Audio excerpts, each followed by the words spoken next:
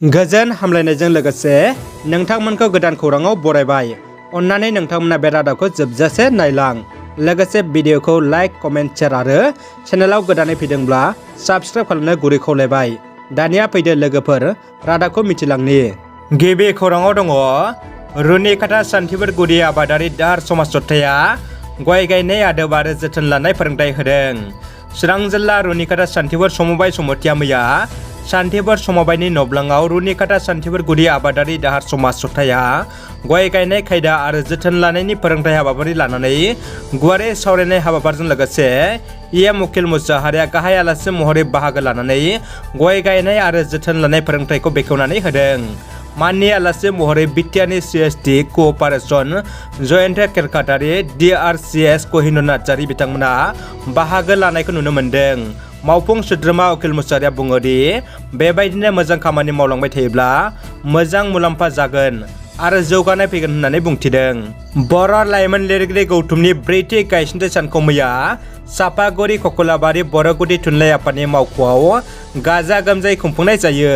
हाबाफारियाव बाहागो लायो गौथुमनि गाहाय आफादगिरि मिथु बर'जों लोगोसे लेङाइ गाहाय नेतारि अलंबार मुसाहारि, रां फान्दारि मैखोम बसुमतारि, लेङाइ थुनलाइ नेतारि सपन बर', गौथुमनि बिबानगिरि फोजोंसार बनुवारि, एंक्विरी बर'मोना हाबाफारियाव बाहागो लाबावो लाइमोन साहित्य एकाडेमि बान्था उथायगिरि पुर्ण ब्रह्मजों लोगोसे फुंखा थुनलाइयारि आद्दा मानगोनां सोद्रोमा थुनलाइगिरिफ्रा।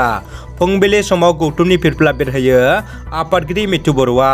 लोगोसे बिथाङा समायना आरो जोथाइनि मिजिंजों फांसे बिफांबो गायो।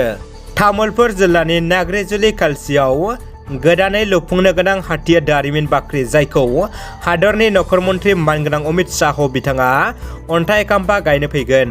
बे जायगाखौ मैया बिटिआर एसेमब्लिनि बुंथिगिरि कातिराम बर'नि मोनसे हानजाया जायगाखौ नायगिदिंना खौरां लाहैदों। बासुगाव गोजौसिन गेजेरारि फरायसालियाव गोबाव समनिफ्रायनो गोजौ फरायसालि थाखोआव सानखान्थि आयदानि फोरोंगिरि गैयैनि जाउनाव फरायसा फरायसुलिफ्रा जेंनाजों मोगा मोगि जाबोनांदों। बे जेंनाखौ लानानै फरायसा फरायसुलिफ्रा खौसेयै 5 मेनि सानाव फरायसालिनि लांगोनायाव मोनसे सोमावसारनायनि हाबाफारिबो लानाय जायो।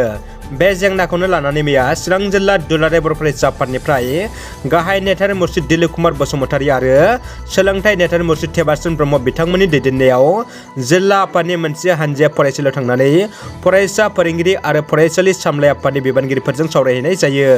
बे हाबाफारियाव बासुगाव दख'रा दुलाराय बर' फरायसा आफादनि दैदेनगिरिफ्राबो बाहागो लायो। MCLA सायखं बसुमतारिया बड'लेण्ड रादाब खौरां बिजोंनि नंखाय खौरां फोसावनायनि सायाव दुखु मोननाय फोरमायदों आरो रायजोनि सिगाङाव निमाहा बिनांगौ होनना गावनि मोखां बिजाबनि गेजेरजों फोरमायनायखौ नुनो मोन्दों। MCLA सायखं बसुमतारिनि देहा बेंगिरि PSOखौ बोखारना होदों होनना खौरां फोसावनायखौ MCLA सायखं बसुमतारिया ससियेल मिडिया फेसबुकनि गेजेरजों PSOफोरखौ बोखाराखै होनना रोखा फोरमायदों। दानिया फैदो जोबथा खौराङाव। दुखुनांथाव खौरां चिरां जिल्ला सामथाइबारि 30 नं राजा लामायाव A01EY 0756 नाम्बारनि गंसे पेनु टुर्ब' गारिया हरखाबै जाब्रबथायजों हारसिंनो बेलथायदों होननानै खौरांनिफ्राय मिथिनो मोन्दों।